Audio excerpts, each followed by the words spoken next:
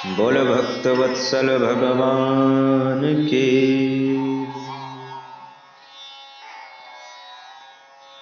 परम मंगलमय भगवत स्वरूप श्रीमद् भागवत महापुराण सप्ताह ज्ञान यज्ञ में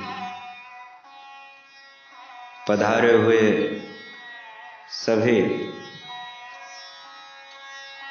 श्रोता वृंद, भक्त वृंद एवं श्रद्धामयी माताओं, आप सभी को सिय राम में सब जग जानी, करहु प्रणाम जोग जुग पानी।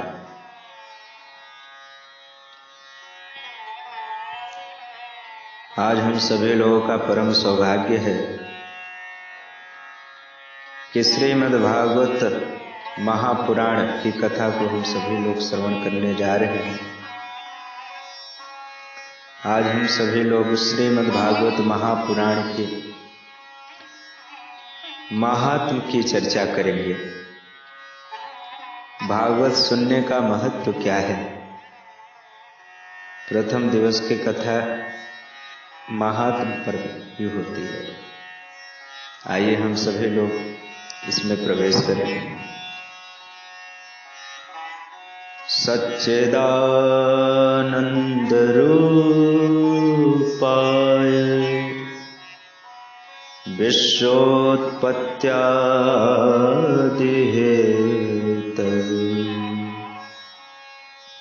तापत्रय विनाशाय श्रीकृष्णाय वयं नमः।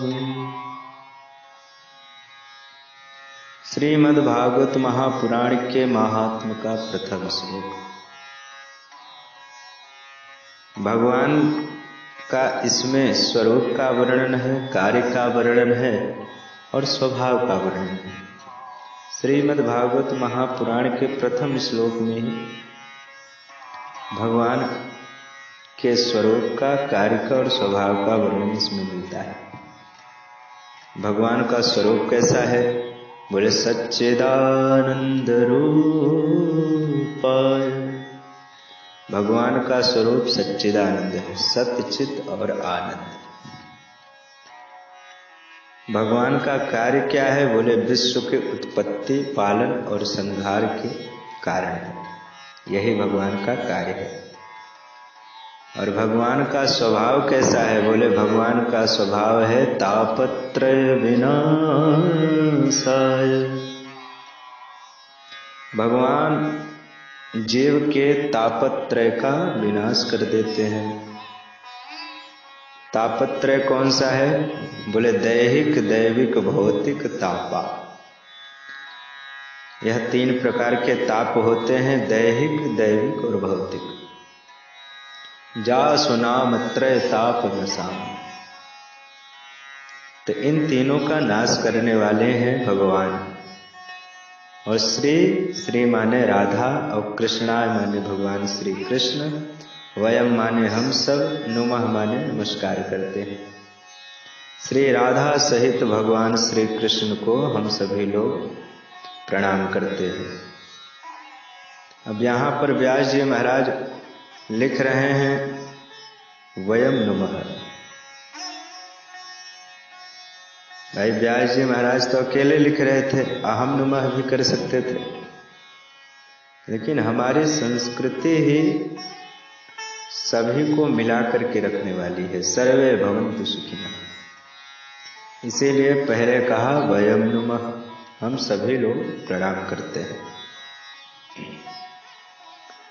हमारी संस्कृति ही प्रणाम करने की है। हम प्रातः काल जब उठते हैं तो माता धरती को प्रणाम करते हैं। भगवान श्री राम जब प्रातः काल उठते हैं तो गोस्वामी तुलसीदास जी ने लिखा है कि प्रातः काल उठ के रघुनाथा, मात पिता गुरु नावहि माथा।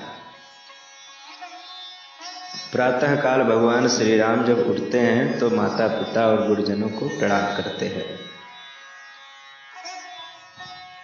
गोस्वामी जी ने तो यहाँ तक लिखा है कि कोई एक बार भगवान को प्रणाम कर ले तो उसे अपना लेते हैं। सकृत प्रणाम किए अपना, सकृत एव एव यानी एक बार कोई प्रणाम कर ले तो भगवान उसे अपना लेते हैं। तो इस प्रकार श्री राधा सहित भगवान श्री कृष्ण को हम सभी लोग प्रणाम करते हैं। सुखदेव महाप्रभु का ध्यान करते हुए नैमिषारण्य की वह पावन पवित्र भूमि है जहाँ पर सौनकादि 88,000 ऋषियों को यह कथा सूत जी महाराज सुना रहे हैं। बड़ी ही अत्यंत पावन भूमि है।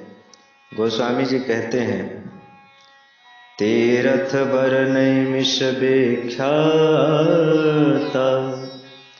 अति पुनीत साधक सिद्धिदाता। बोले नैमिष तीर्थ कैसा है? बोले बड़ा ही विख्यात है, अत्यंत पुनीत और साधकों को सिद्धि देने वाला है।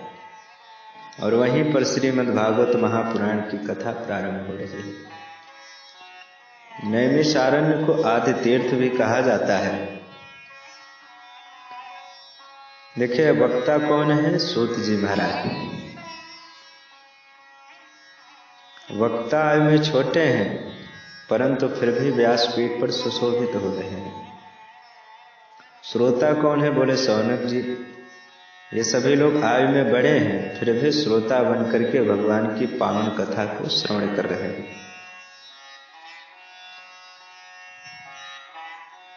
नैमिषे सूतमासीन मभिवाद्य महामतिम्, कथामृत रसास्वादः कुशलः शौनको ब्रवीत्।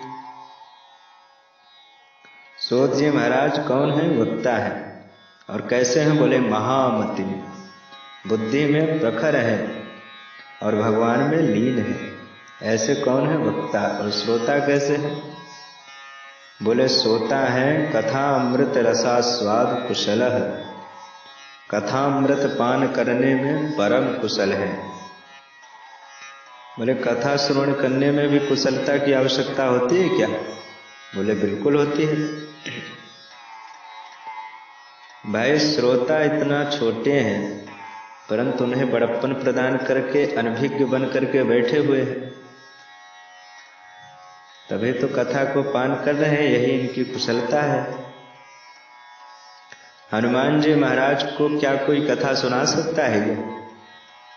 हनुमान जी महाराज तो स्वयं इतने अच्छे वक्ता हैं कि जब अशोक वाटिका में सशोक माता सीता बैठी थी तो हनुमान जी महाराज ने जैसे ही कथा सुनाना प्रारंभ किया तो सुनते ही सीता कर दुख भागा।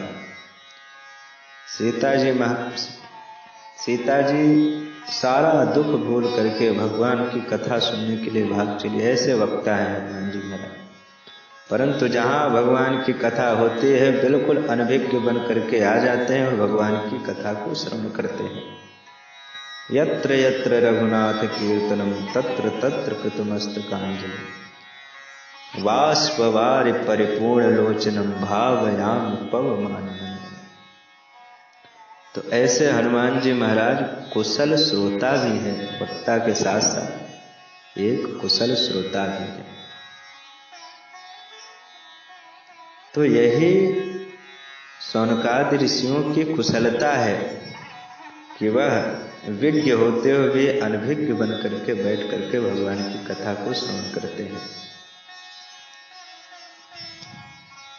सौनकादि ऋषियों ने प्रश्न किया है। पहले तो खूब प्रशंसा करी सूत जी महाराज की। सौनकादि ऋषि कहते हैं, अज्ञान ध्वांत विध्वंस कोटि सूर्य समप्रभ, सूताख्याहि कथा सारम् मम कर्ण रसायनम्। सौनक जी कहते हैं, सूत जी महाराज, हमारे हृदय में अज्ञान का घोर अंधकार व्याप्त है। आपके पास तो करोड़ों ज्ञान का सूर्य का प्रकाश है। इस त्रिभुवन के अंधकार को दूर करने के लिए सूर्य का प्रकाश है, परंतु जीव के हृदयगत अंधकार को तो आपका ज्ञान का प्रकाश ही दूर कर सकता है। इसलिए वह अपने ज्ञान का प्रकाश हमारे ऊपर भी थोड़ा डाल दीजिए।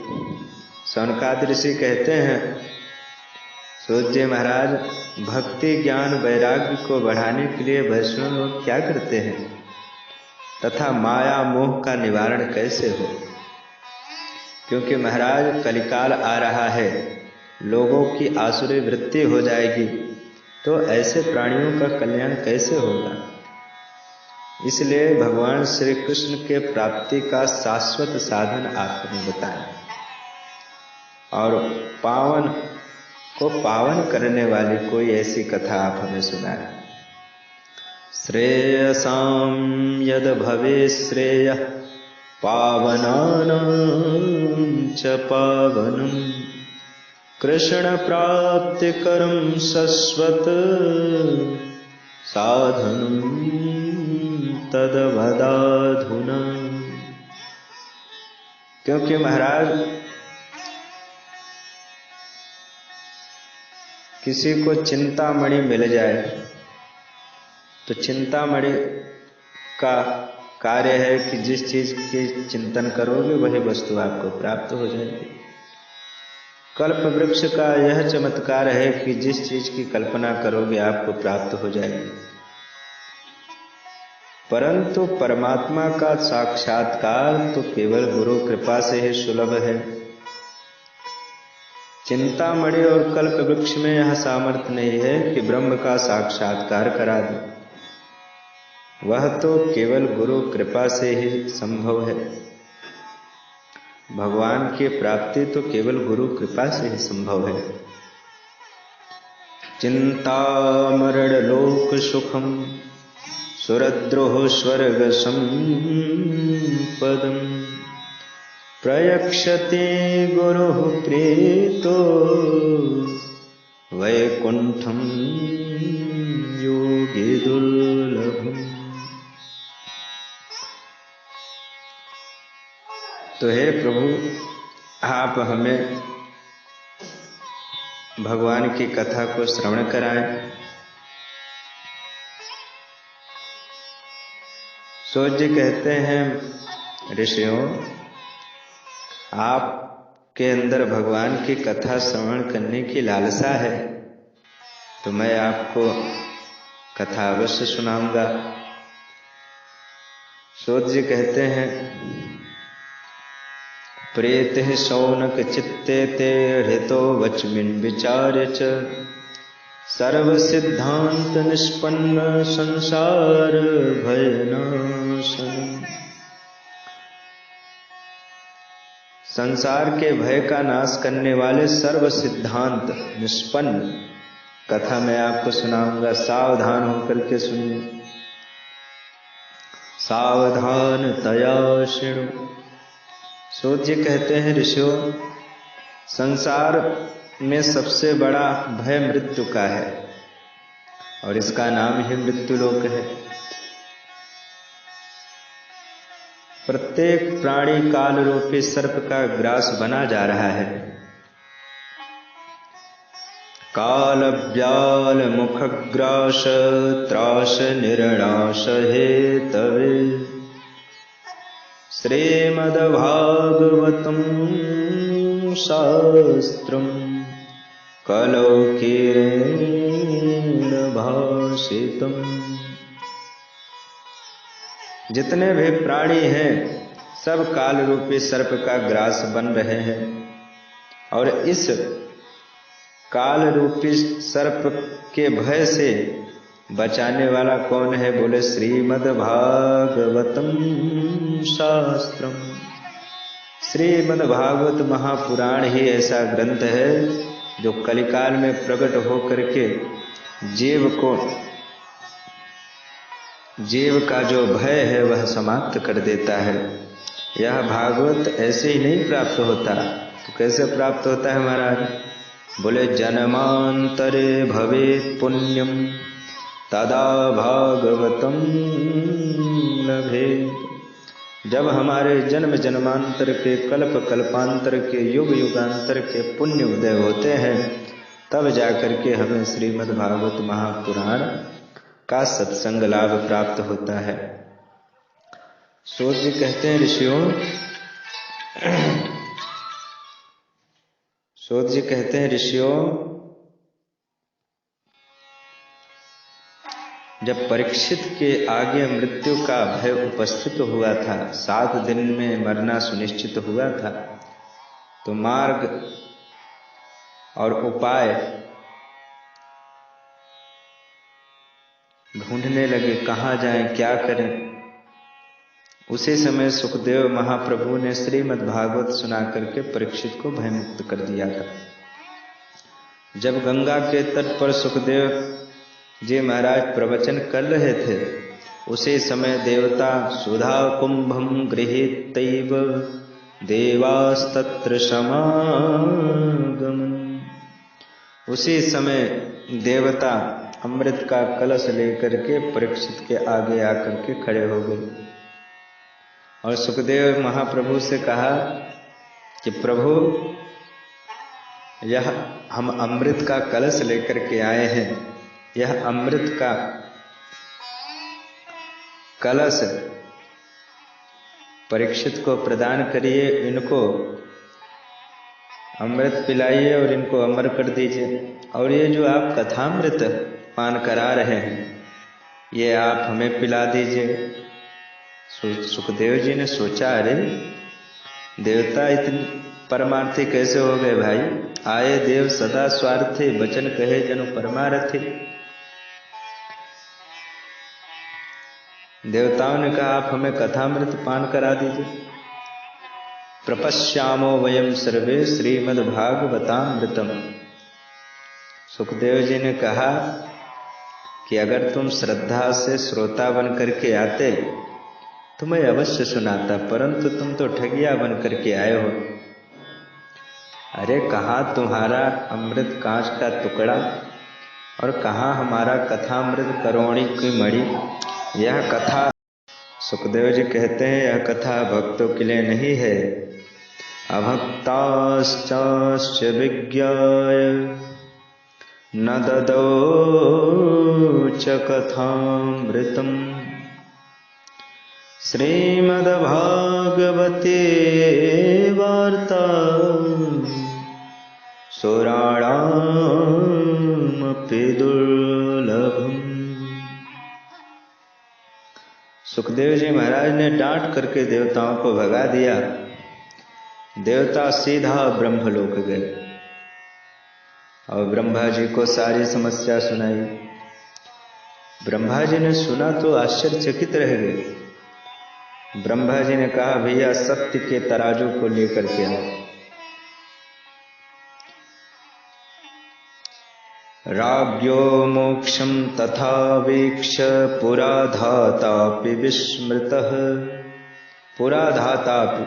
पुराधातापि मतलब ब्रह्मा जी विस्मृत हो गए, इसलिए सत्य के तुला को मंगाया। सप्तलोके तुलाम बद्ध्वा तोलयत साधनान्यजः।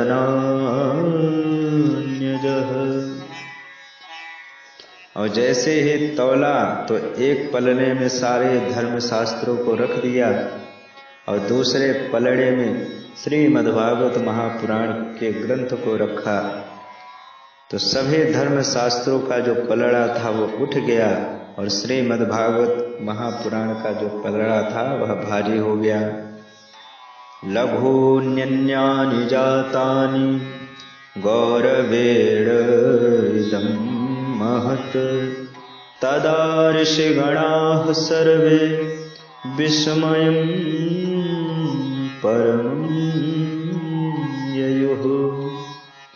सारे ऋषिगण विस्मय में पड़ गए और तुरंत उद्घोष कर दिया, तुरंत घोषणा कर दी ऋषियों ने मे निजे भगवद्रूपम शास्त्रम भागवतम कलो। तत्काल मोक्ष देने वाला श्रीमद् भागवत महापुराण ही है। अब आइए हम सभी लोग तुलना करें कि सुधामृत और कथामृत में श्रेष्ठ क्या है। देखिए, सुधामृत आपका पुण्य क्षीण करता है,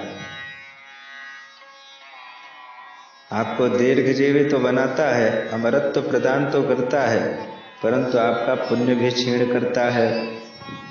और कथामृत, बोले कथामृत आपके पापों को नष्ट कर देता है, आपको दिव्य जीवी बनाता है और आपको अभयत्व प्रदान करता है।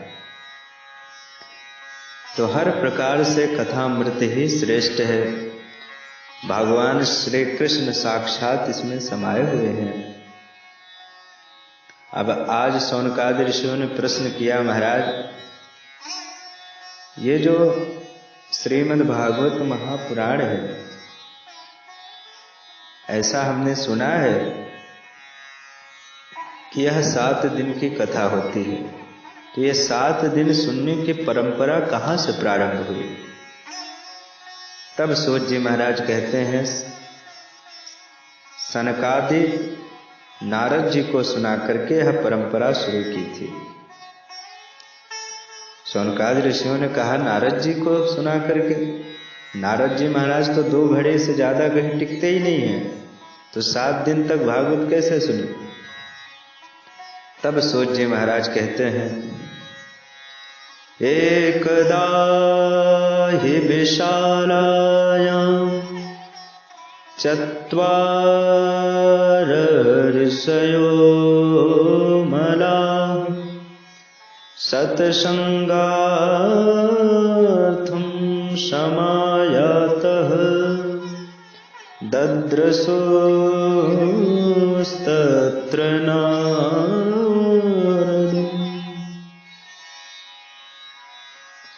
सूत जी कहते हैं, एक समय की बात है, बद्री नारायण धाम में, बद्री विशाल में सनकादि ऋषि सत्संग की इच्छा से विचरण कर रहे थे। सनकादि ऋषि कैसे हैं? बोले देखने में तो बालक हैं, लेकिन हैं पूर्वजों के भी पूर्वज। गोस्वामी जी भी कहते हैं, देखत बालक बहुकालीन ब्रह्मानंद सदा लेलीना। तो सनकादि सनक सनंदन सनातन संत कुमार सनकादि ऋषि सत्संग की इच्छा से बद्री विशाल में विचरण कर रहे थे। अचानक नारद जी को देखा। नारद जी को देखा तो बड़े प्रसन्न हुए कि चलिए कोई भगवत रसिक मिले हैं और अब हमें अच्छे से सत्संग मिलेगा, भगवत चर्चा होगी इनसे। लेकिन जैसे ही नारद जी महाराज निकट आए तो सनकादिक ने देखा कि नारद जी महाराज बड़े चिंतित नजर आ रहे हैं। सनकादिक आश्चर्य से देखा नारद जी महाराज को, तो सोचने लगे ये समाज की चिंता दूर करने वाले नारद जी महाराज खुद आज चिंतातुर है। तो पूछ लिया सनकादिकों ने, कथं ब्रह्मन् दीन मुख कुतश्चिन्तातुरो भवान् त्वरितं गम्यते कोत्र कुतश्चागमनं तव।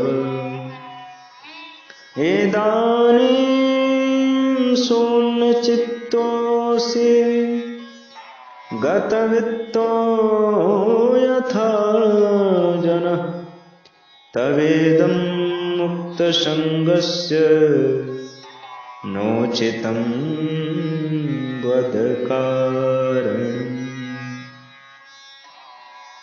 भो ब्रह्मन कथम दीनुख। अरे नारद जी महाराज, आप इतने चिंतातुर क्यों हैं? कहाँ से आ रहे हैं, कहाँ को जा रहे हैं? त्वरितम गम्यते कुत्र कुतश्चागमनम तव। इदानीं शून्य चित्तोसि। आपका चित्त इस समय इतना अशांत क्यों है? गत वित्तो यथा जनः। ऐसा लग रहा है जैसे किसी कंजूस का कोई धन ले लिया हो, चुरा लिया हो। आप तो मुक्त संग महात्मा है, तो आप क्यों इतना चिंतातुर हैं? आपका कौन सा धन चला गया महाराज? संतों का तो एक ही धन है। वृंदावन में जाकर के देखिए, संतों का तो एक ही धन बताया गया है। और मीरा जी भी कहते हैं, पायो जी मैंने राम रतन धन पाया। और वृंदावन में चले जाइए तो हमारो धन राधा श्री राधा श्री राधा। नारद जी महाराज सबसे पहले अग्रजों को प्रणाम किया और कहा, महाराज मैं भी सत्संग की इच्छा से भ्रमण कर रहा था। तो नारद जी महाराज ने अपनी पूरी चिंता का कारण बताया सनकादिक ऋषियों को।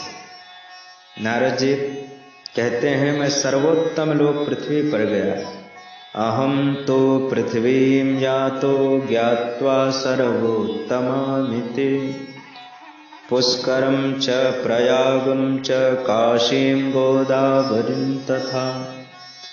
हरिक्षेत्रं कुरुक्षेत्रं श्रीरंगं सेतुबन्धनम्। एवमादिषु तीर्थेषु भ्रममाण इतस्ततः। मैं सत्संग के लिए पृथ्वी पर गया और सर्वोत्तम लोक कौन सा है? बोले पृथ्वी है। अहम तो पृथ्वी या तो ज्ञात्वा सर्वोत्तम। और सभी तीर्थों में गया, पुष्कर गया, प्रयाग गया, काशी गया, हरिक्षेत्र, कुरुक्षेत्र, श्रीरंगम, सेतुबंधन, सभी तीर्थों में भ्रमण किया, परंतु मेरे मन को संतोष नहीं मिला। जब मैं संतों के यहाँ गया तो वहां देखा कि संत सब पाखंड परायण हो गए हैं। पाखंडा निरता संता।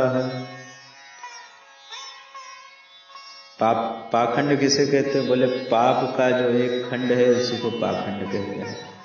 पापस्य खंडः पाखंडः। तो सबके यहाँ गया। त्यागी जी महाराज के यहाँ गया तो त्यागी जी महाराज ने बढ़िया बंगला बनवाया था। तो कहाँ के त्यागी हुए भैया, जब इतना बड़ा बंगला बनवा करके रह रहे हैं। ब्रह्मचारी जी के यहाँ गया तो देखा उनके यहाँ बच्चे खेल रहे हैं। मौनी बाबा के यहाँ गया तो वहां शोर हल्ला मच रहा है। बहुधाम संवारहि धाम जते विषया हर लीन न रही बिरती। तपसे धनवंत दरिद्र कहे कलि कौतुक तात न जात कहे। कलयुग का इतना ज्यादा प्रभाव हो गया है महाराज कि सब पाप परायण हो गए। मैं पृथ्वी पर आया था शांति के लिए, परंतु यहाँ तो क्रांति मची हुई है। नारद जी कहते हैं, संतों के यहाँ इतनी विडंबना देखा तो गृहस्थों के यहाँ गया। सोचा चलो गृहस्थों के यहाँ चलते हैं। तो गृहस्थों में तो और विडंबना थी महाराज। तरुणी प्रभुता गेहे शाल को बुद्धिदायक। कन्या विक्रयणो लोभा दंपति नाम च कलकनम। जब भी कोई बड़ा काम होता है तो ससुराल से साले साहब को बुलाया जाता है। शाल को बुद्धिदायक, उनसे परामर्श लिया जाता है। कन्या विक्रयणो लोभा। लोभ की इतनी ज्यादा पराकाष्ठा हो गई है कि कन्या का क्रय और विक्रय होने लगा है। दंपति में आए दिन कलह मची रहती है। देवी जी का चलावा हो गया है।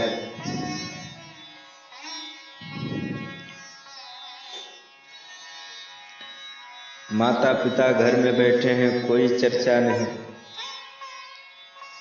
वार्ता कोपि न प्रक्षित गेहे, कोई कुछ पूछ नहीं रहा है। संबंधी नहीं, संबंध अब नहीं बनते हैं, अपितु सौदे होने लगे हैं। केवल संपत्ति के आधार पर संधि बने बैठे हैं। नारद जी कहते हैं, यह सब देख करके मेरा चित्त अशांत हो गया। उसके पश्चात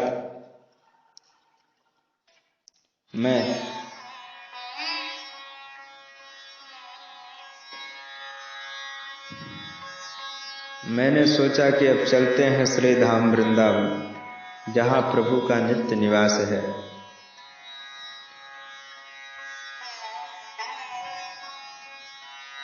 एवं पश्चैन कलेर्दोषान् पर्यटन्यमीन्महम्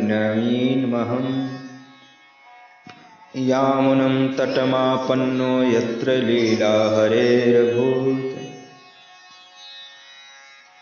जहां पर भगवान श्री कृष्ण ने लीला की थी, हमने सोचा वहां पर चलते हैं, परंतु वहां भी मैंने आश्चर्य देखा।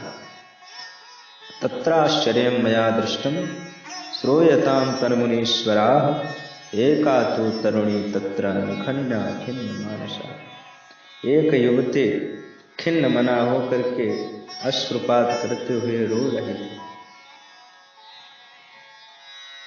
कई देवियां उसे पंखा झेल रही थी। तो मैंने सोचा कि यह देवियों का समूह है, इसलिए यहाँ जाना ठीक नहीं है। तो जब मैं वहां से लौटने लगा तो उसने पुकारा, उसने कहा, महाराज थोड़ी देर के लिए रुक जाइए, एक क्षण के लिए रुक जाइए। भो भो साधो क्षणं तिष्ठ मच्चिन्तामपि नाशय दर्शनं तव लोकस्य सर्वथा भरं परम्। उस देवी ने कहा कि हे साधु, एक क्षण के लिए रुक जाइए, मेरी चिंता का नाश कर दीजिए। आपके दर्शन करने मात्र से सारे पाप समाप्त हो जाते हैं। नारद जी ने पूछा कि आप कौन हैं और ये दोनों बुढ़े कौन हैं, ये देवियां कौन हैं? वद देवी सविस्तारम स्वस्य दुःखस्य कारण, अपने दुख का कारण मुझे बताओ।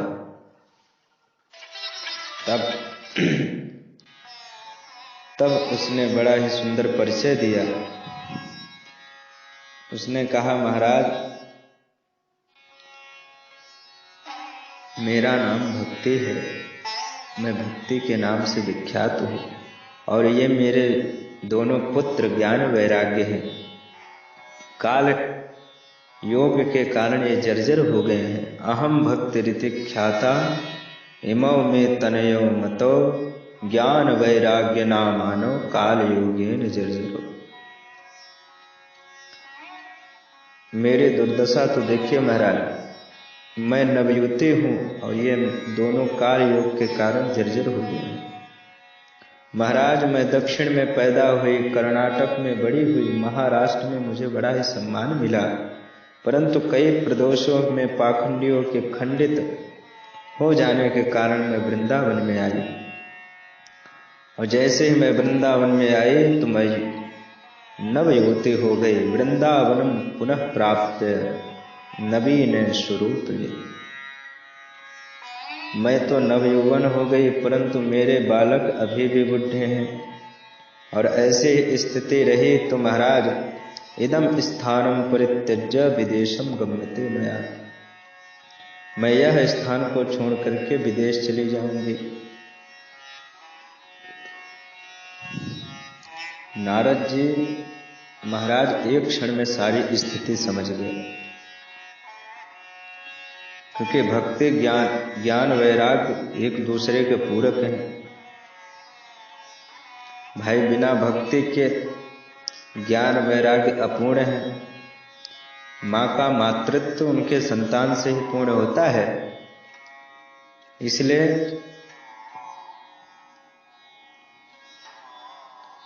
क्योंकि नारद जी महाराज ने सारी बात उस समय समझ गए। नारद जी ने कहा, तेन लुप्ता सदाचारो योग मार्ग तपांश्च। नारद जी कहते हैं, ना तो योग रह गया है, न सदाचार रह गया है, न तपस्या रह गई है। अब तो वर्षे वर्षे क्रमाज्ञाता मंगलम नापि दृश्यते। जो थोड़े बहुत मंगल दिखाई पड़ रहे थे वो भी वर्ष वर्ष क्रम से सब चले जा रहे हैं।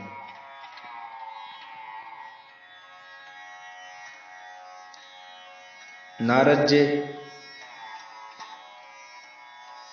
ने कहा, भक्ति माँ आप धन्य हैं। यह वृंदावन धाम धन्य है, जहाँ कलयुग में भी आपका इतना सम्मान है। वृंदावनस्य संयोगात् पुनस्तम तरुणी नवम, धन्यम वृंदावनम तेन भक्तिर्नित्यते यत्र च। यह वृंदावन धाम धन्य है, जहाँ आपको इतना सम्मान मिल रहा है। भक्ति माँ ने कहा, नारद जी महाराज, जो कलयुग इतना दुष्ट है तो परीक्षित ने इसे दंड क्यों नहीं दिया? नारद जी कहते हैं, कलयुग में असंख्य अवगुण है, परंतु इसमें एक बहुत ही सुंदर गुण है, इसलिए परीक्षित ने कलयुग को छोड़ दिया। कलयुग में ना ही तपस्या है, ना ही योग है, ना ही समाधि है, तो क्या है महाराज? तो बोले, तत्फलम लभते सम्यक कलो केशव कीर्तनात्। जो फल आपको तपस्या से, योग से, समाधि में मिलता है, वही फल आपको भगवान श्री राम के, भगवान श्री कृष्ण के नाम संकीर्तन से प्राप्त होगा। तत्फलम लभते सम्यक कलो केशव कीर्तनात्। कलयुग केवल हरि गुण गाहा, गावत नर पावहि भव थाहा। नहीं कलि कर्म न भगत विवेको, राम नाम अवलंबन एको। तो नाम संकीर्तन करने का सारा फल प्राप्त हो। नारद जी महाराज निरंतर माता भक्ति को समझा रहे हैं।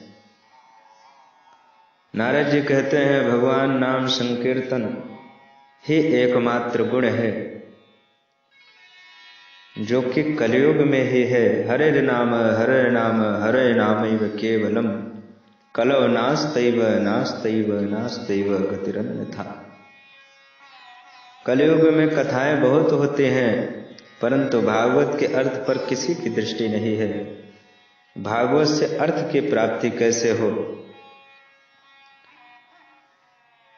भागवत तो वैष्णव का परम धन है। दुस्तेजस तत्कथार्थ यद वैष्णवानाम धर्म।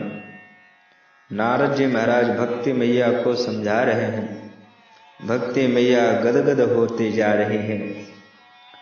भक्ति मैया कहते हैं, नारद जी महाराज आप धन्य हैं, धन्य हैं। भक्ति मैया स्वयं नारद जी की महिमा गा रही हैं। सुरर से तुम ही धन्यों से, मदभाग्येन समगतः। साधूनां दर्शनं लोके, सर्वसिद्धि करम परम। सुरर से तुम, हे नारद जी महाराज, देवताओं के ऋषि, आप धन्य हैं। मेरा तो परम सौभाग्य है कि आपका दर्शन हमें प्राप्त हुआ। आपके दर्शन मात्र से तो सारी सिद्धियां प्रदान हो जाती हैं, प्राप्त हो जाती हैं। साधु नाम दर्शनम लोके, सर्व सिद्धि करम परम। आपकी जय हो, जय हो। भक्ति मैया खूब स्तुति गा रहे हैं नारद जी महाराज की।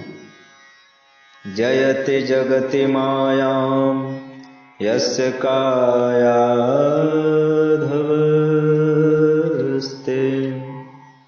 वचन रचनमेकं केवलं चाकलय्य ध्रुवपदमपि यातो यत्कृपातो ध्रुवोऽयं सकलकुशलपात्रं ब्रह्मपुत्रं नतास्मि। अनेकों प्रकार से स्तुतियां गा रहे हैं भक्ति मैया। नारद जी कहते हैं, माँ आप दुखी मत होइए, भगवान श्री कृष्ण कहीं चले नहीं गए हैं। स कृष्ण पापिनो गतः। भगवान श्री कृष्ण के चरण कमलों का ध्यान करिए, दुख अपने आप भाग जाएगा। श्री कृष्ण चरणाम भोजन स्मर दुखम गमिष्यति। इसलिए भगवान श्री कृष्ण के चरणों का ध्यान करें, दुख अपने आप भाग जाएगा। अब नारद जी महाराज ज्ञान वैराग्य को जगाना प्रारंभ कर दिए। सूत जी कहते हैं, शौनकादि ऋषियों जब नारद जी महाराज ज्ञान वैराग्य को जगाने लगे तो उनके कान में जा करके वेद मंत्रों का उच्चारण करते हैं और कहते हैं, ज्ञानम प्रबुद्धताम शीघ्रम रे वैराग्य प्रबुद्धताम। अरे ज्ञान, अरे वैराग्य, उठ जाओ, खड़े हो जाओ। मुखम संयोज्य करणांते शब्द मुच्चे समुच्चरम। वेद वेदांत का पाठ करते हैं। वेद वेदांत भूषश्च गीता पाठेर मुहुर्मुहुः। गीता का पाठ बार बार करते हैं नारद जी महाराज। बोध्यमानो तदा तेन कतः चिच्चोत्थितो बलात्। फिर भी कोई फर्क नहीं पड़ा। तो उसी समय आकाशवाणी हुई। व्योमवाणी तदैवा भू मारिषे खिद्यतामिति उद्यमः सफलस्तेयं भविष्यते न संशयः। आकाशवाणी ने कहा, नारद जी महाराज सत्कर्म करिए, अवश्य सफल होंगे। कोई संत आपको समझाएगा। बस इतना कह करके आकाशवाणी शांत हो गई। नारद जी ने सोचा, किस महात्मा से पूछे, किसी महात्मा का नाम तो बताया नहीं आकाशवाणी ने।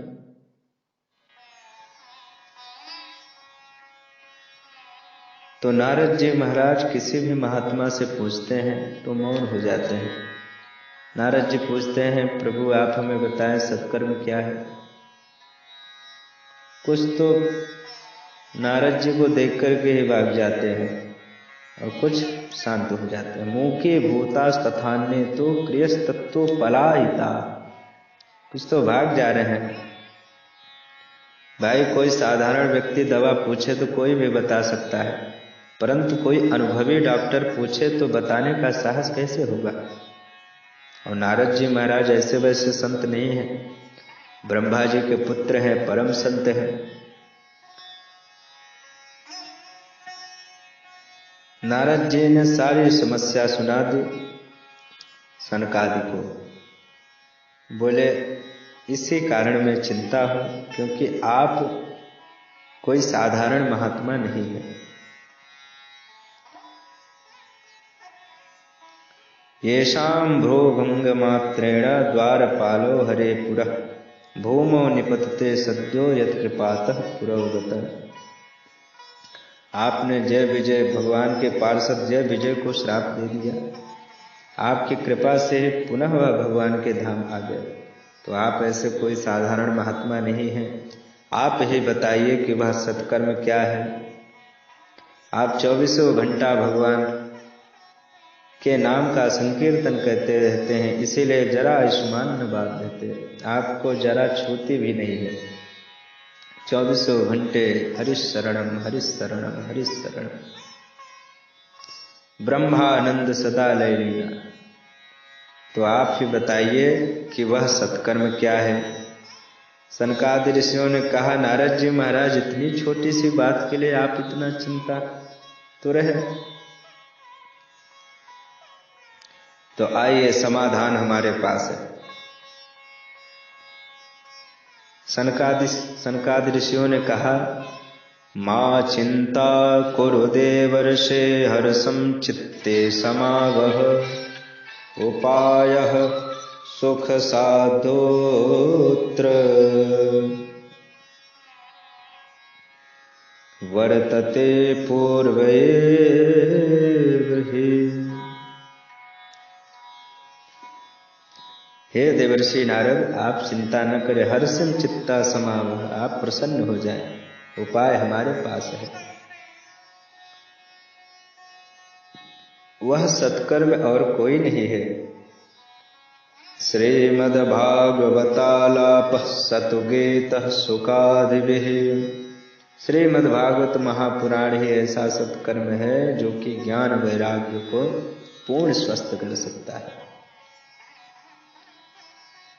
प्रलयम ही गमिष्यन्ति श्रीमद्भागवत ध्वनि कलिर्दोषा इमे सर्व सिंह शब्दावृका इव।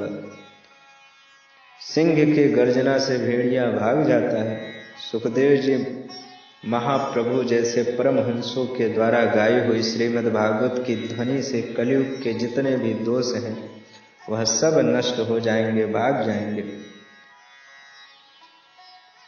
नारद जी महाराज कहते हैं सनकादिकों से कि महाराज, भागवत का अध्ययन तो हमने भी किया था, ये भी तो वेद रूपी कल्प वृक्ष का ही फल है। तब सनकादिकों ने उदाहरण दिया।